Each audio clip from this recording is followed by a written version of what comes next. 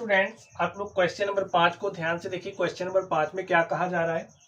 Question number 5 कह रहा है कि जांच कीजिए कि क्या किसी प्राकृत संख्या n के लिए 6 की पावर n अंक 0 पर समाप्त हो सकती है। देखिए क्या कह रहा है कि n आपकी एक प्राकृत संख्या है और ये जो 6 की पावर n है वो क्या 0 पर समाप्त हो सकती है। इसको चेक कर लो, कोई ज्यादा दिमाग लगाने की जरूरत नहीं स्टूडेंट्स। आप पहले एकदम बेसिक तरीका मैं आपको सिखा रहा हूँ। n क्या है? हमारी प्राकृत संख्या, ठीक है। और जब हम प्राकृत संख्या की बात करते हैं तो प्राकृत संख्या हमारी क्या होती है भाई? 1 2 3 4 5 6 7 8 9 10, यही हमारी क्या है? प्राकृत संख्या है, यही है।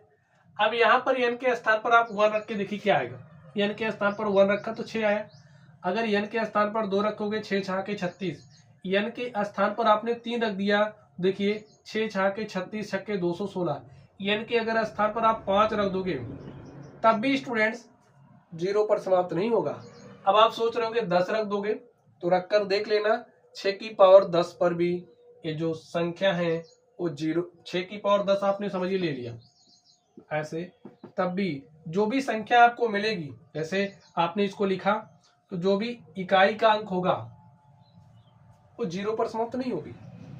ऐसा क्यों? देखिए अगर आपके पास कोई संख्या है, जैसे कोई भी संख्या ले लो, जैसे मैंने 6 को लिया, तो ये जो संख्या 6 की पावर n है इसको ऐसे लिखो। 6 को क्या लिख सकते हो?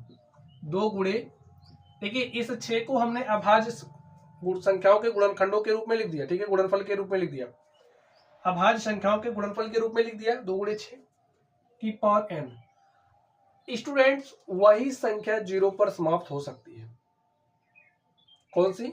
वही संख्या जो इस रूप की हो, 2 गुणे 5 की पावर n के रूप की। जैसे आप समझ पा रहे हैं ना, यहां पर 2 तो है लेकिन 5 अगर कहीं होता तो 0 पर समाप्त हो सकती थी, लेकिन 5 तो है नहीं।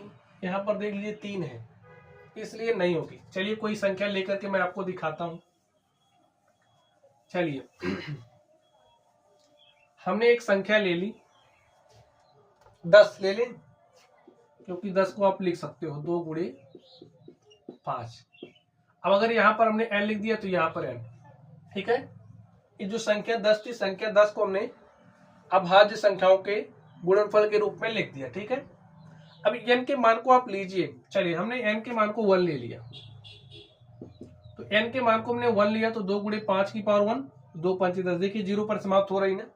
चलिए n के मान को 2 ले लेते हैं, हो सकता है कि हमारा वैसे ही हो गया हो। n के मान को 2 ले लीजिए आप। जैसे आप n के मान को 2 लोगे, देखिए 2 5 10 की पावर 2 और 10 की पावर 2 का मतलब 10 दाम 100, 0 पर समाप्त हो रही ना। अब आप कहोगे ऐसा 10 के लिए हो रहा है क्या? कोई किसी दूसरी संख्या के लिए उसमें अगर 2 गुणे अगर 5 आ रहा है तो वो संख्या 0 पर निश्चित ही समाप्त होगी। जैसे चलिए मैं एक संख्या और ले रहा हूं आपके लिए 20। 20 को आप क्या लिख सकते हो? ध्यान से देखो, आप कहोगे 4 गुणे 5, ऐसा लिख सकते हैं। 4 को क्या लिख सकते हो? 2 गुणे में 2 गुणे में 5। स्टूडेंट्स अब आप ध्यान से देखिए, अगर इसकी पावर n कर दी जाए तो यहां पर 2 गुणे 5 आ रहा है, ठीक है ना।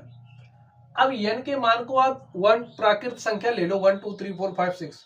देखिए n के मान पर क्या होगा? 0 पर समाप्त होगी, ठीक है।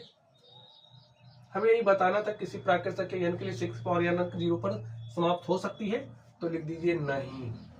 इसका आंसर मैंने आपको दे दिया। अब जो बातें समझा रहा हूं वो समझ लो। अब ध्यान से देखिए, चलिए हमने n के मान को 1 लिया, तो हमारे पास क्या हो जाएगा?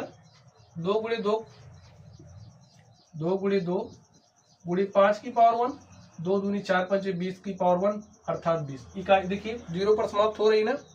चलिए पावर हमने समझिए 2 ले लिया, n बराबर हमने 2 लिया, तो हमें क्या मिलेगा?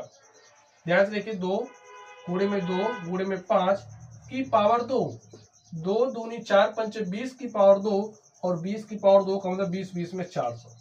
देख पा रहे हैं आप लोग?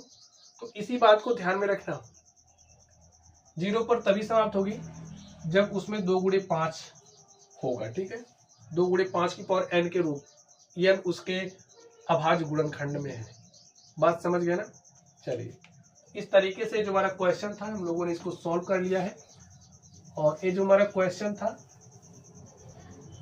इसमें क्या होगा कि किसी प्राकृत संख्या n के लिए 6n अंक 0 पर समाप्त हो सकती है तो नहीं। कारण हमने आपको दे दिया। ठीक है, चलिए स्टूडेंट्स आप लोग पढ़ते रहिए। Thank you.